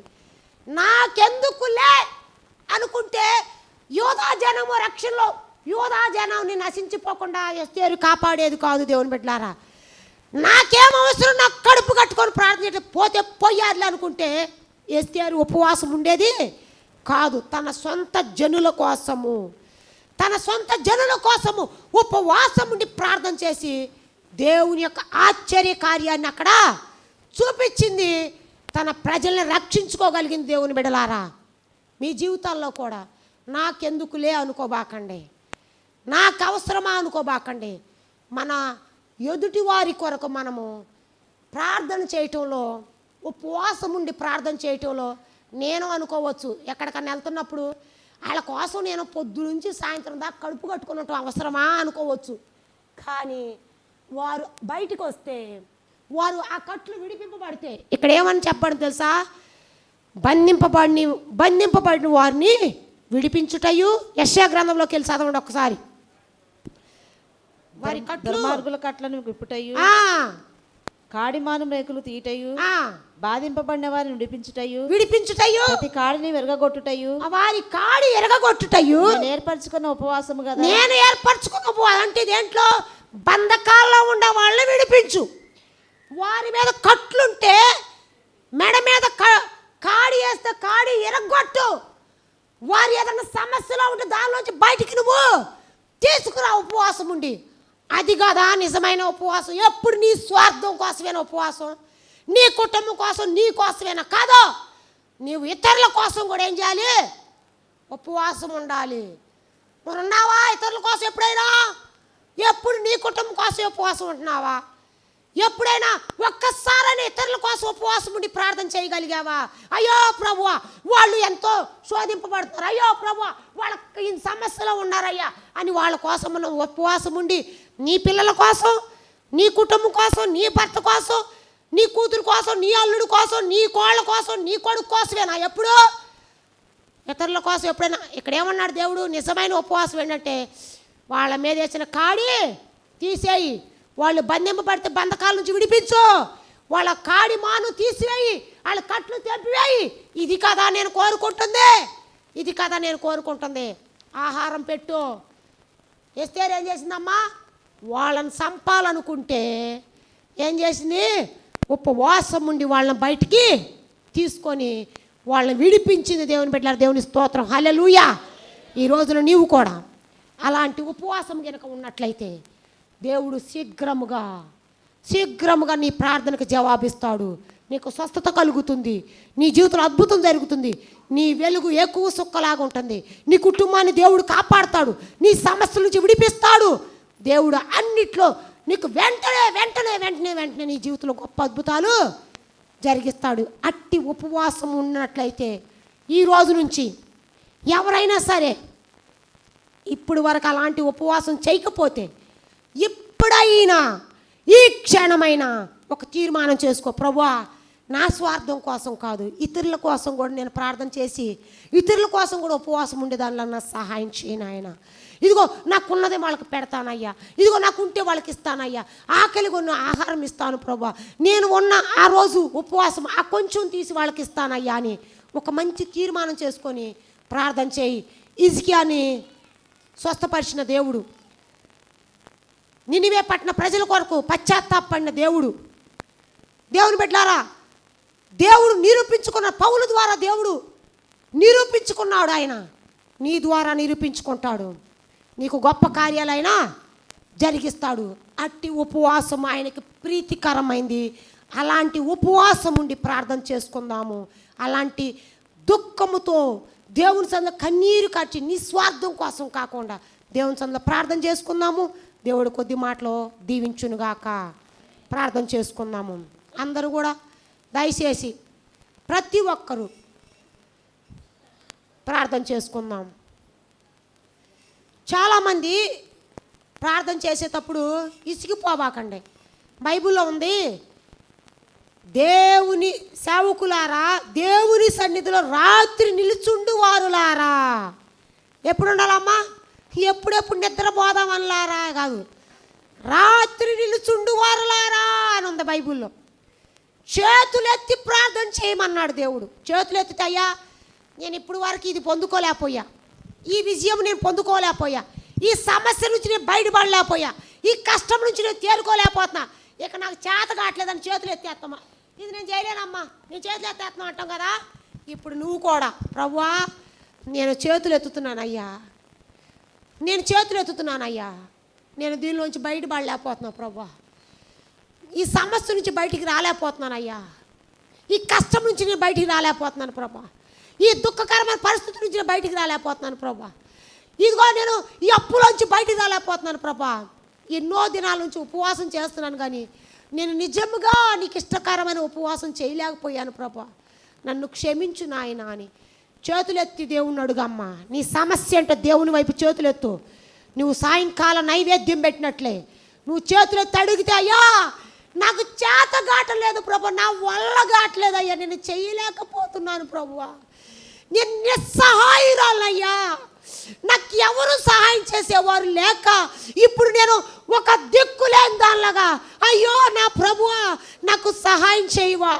ఆ గొల్గొతా కొండ పైన చాచిన చేతులతో నీ చెయ్యి చాపవా నా వైపు నాయన, నా కుటుంబ పరిస్థితి ఇది నాయన, నా జీవితం ఇది నాయన, నా జీవితంలో నేను ఎంతో వేదనతో దుఃఖముతో రోగముతో విడిపించలేని పరిస్థితుల్లో నేను ఇక్కడికి వచ్చాను నాయన, ఒక్కసారి నన్ను జ్ఞాపకం చేసుకో, సహాయం చేయవా తండ్రి అని అడగవా. దేవుణ్ణి అడుక్కో అమ్మా.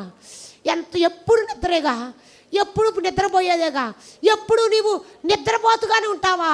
ఇప్పుడైనా అయ్యా నీ పాదాల దగ్గరకు వచ్చి ఉన్నానయ్యా, ఒక్కసారి నన్ను జ్ఞాపకం చేసుకో నాయన, నాకు సహాయం చేయి ప్రభువా. నేను చేతులెత్తి అడుగుతున్నానయ్యా, నేను గెలవలేకపోతున్నాను ప్రభువా, నేను ఓడిపోయానయ్యా, నేను నీ సహాయురాలని హిజ్కియాలాగా ప్రార్థన చెయ్యమ్మా. అయ్యా హిజ్కియా ఎలాగ ప్రార్థన చేశాడో దేవుడు, హిజ్కియాకు 15 సంవత్సరాల ఆయుష్ పొడిగించిన దేవుడు నీకు కూడా దేవుడు గొప్ప కార్యాన్ని జరిగిస్తాడు. నీ కుటుంబాన్ని దేవుడు నిలబెడతాడు, నీ భవిష్యత్తుని దేవుడు నడిపిస్తాడు, నీ కుటుంబంలో సమస్యలు తొలగిస్తాడు. అవునయ్యా నా కన్నీరు తుడువు నాయన, నా కన్నీరు తుడువయ్యా, నీ స్తోత్రమయ్యా, నీ కొందనాలు. అవును ప్రభా, కళ్ళల్లో కదలాడే కన్నీరన్నిటినీ ప్రార్థన చేసుకోమ్మా. ఒక్కసారి ధ్యానపూర్వకంగా దేవుని వైపు చూడు, నీ కన్నీరు కార్చి ప్రార్థన చేసుకో.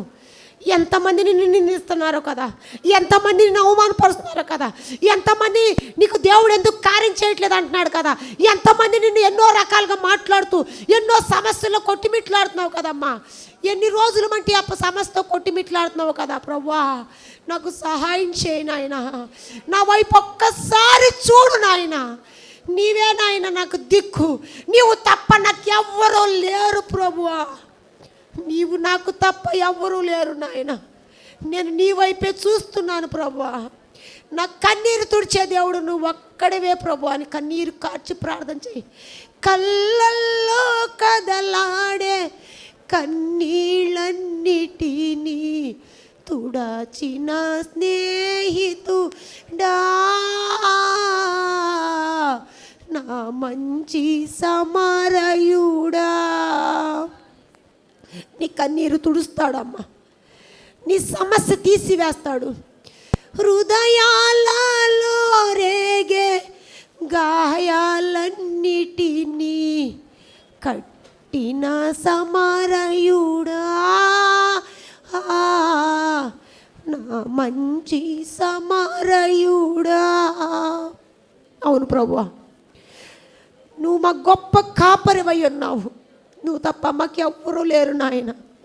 యేసయ్యా అని అరువు అమ్మా, ఆయన నీ వైపు చూస్తున్నాడు. అయ్యా నాకు సహాయం చేయవా, నా దిక్కు నీవే నాయన, నా దిక్కు నీవే. నీవు తప్ప నాకెవ్వరూ లేరు ప్రభువా. నన్ను బాగు చేయి, నన్ను స్వస్థపరచు, నా రోగం తీసివేయి, నా గుండె ముట్టు, నన్ను నిలవెళ్ళ, నన్ను కడుగు నాయన, నన్ను కడుగు ప్రభువా. నాకు సహాయం చేయి. నేను నిస్సహాయురాలు నాయన, నేనేమీ చేయలేను ప్రభువా, నేనేమీ చేయలేను. నా వల్ల కాటలేదు, అందుకే నేను చేతులు ఎత్తానయ్యా. నా వల్ల కాని పరిస్థితిలో నేను నీ వైపు చేతులు ఎత్తాను ప్రభా. ఒక్కసారి నన్ను జ్ఞాపకం చేసుకోవా. నీ వైపే నేను చూస్తున్నాను ప్రభా, సహాయం చేయి. స్తోత్రం, స్తోత్రం. హల్లెలూయా. దేవానికి స్తోత్రం. పరిశుద్ధాత్మ దేవానికి స్తోత్రం. పరిశుద్ధాత్మ దేవానికి స్తోత్రం. పరిశుద్ధాత్మ దేవ యేసుక్రీస్తు నామములో అయ్యా, ఎవరైతే ఇప్పుడు వారి హృదయాలు మీ సన్నిధిలో కుమ్మరిస్తున్నారో వాటి జీవితంలో గొప్ప అద్భుతం నువ్వు జరిగిస్తున్నావు. నీ స్తోత్రం చెల్లిస్తాను. యేసు నామములో ఇప్పుడే వాళ్ళకు స్వస్థత శీఘ్రముగా వచ్చునుగాక. యేసు నామములో ఇప్పుడే నీ పరిశుద్ధాత్మ కార్యము జరిగిస్తున్నావు. నీ స్తోత్రం చెల్లిస్తున్నాను. యేసు రక్తంలో, యేసు రక్తం తండ్రి ప్రతి బలహీనత తొలగిపోవును గాక. నీకు వందనాలు. యేసు రక్తంలో ప్రతి సమస్య వీడిపోవును గాక. హల్లెలూయా. నీ స్తోత్రం చెల్లిస్తున్నాను. పరిశుద్ధాత్మ అగ్నితో దాన్ని కాల్చి నీ స్తోత్రం చెల్లిస్తున్నాను. నీకు వందనాలు. హల్లెలూయా, హల్లెలూయా, హల్లెలూయా. పరిశుద్ధాత్మ దేవుని స్తోత్రం, స్తోత్రం, స్తోత్రం, స్తోత్రం, స్తోత్రములయ్యా. నీ అగ్ని మండుచున్న పొదవలే ప్రభాల కుటుంబాలకు మీరు తోడుగా ఉండి నడిపించండి ప్రభా. నీకు వందనాలు. హల్లెలూయా. దేవానికి స్తోత్రం చెల్లిస్తాను. గొప్ప విడుదల వాళ్ళకి దయచేయండి. ఏ బంధకాల్లో ఉన్నారు, ఏ కట్లలో ఉన్నారు, ఏ కట్ల మానులు వాళ్ళ మీద మోపబడి ఉన్నావు, అవన్నీ విడిపించు ప్రభా.